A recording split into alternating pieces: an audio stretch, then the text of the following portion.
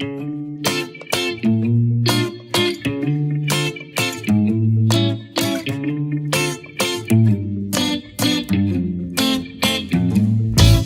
movimento espiral torna tudo por ficção.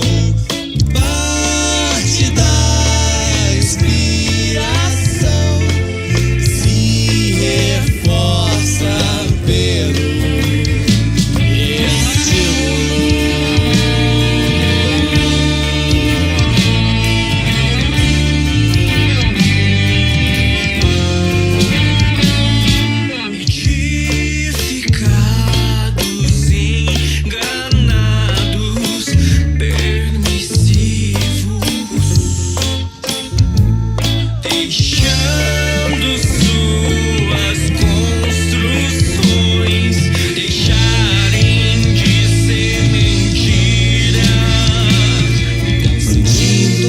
carcaças com ligações pessoais, operando o Estado com liberdade na enganação.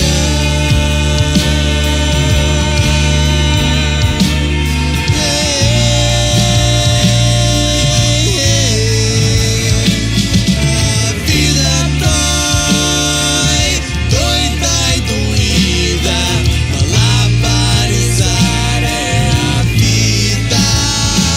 A vida flui no picadeiro, senhoras e senhores, sinto a pura ficção.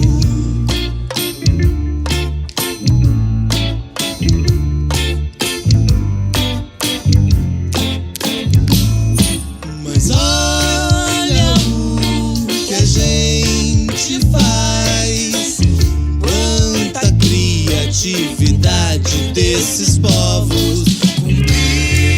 Compreender as nossas grandes sistematizações, o perigo de não saber voltar, que o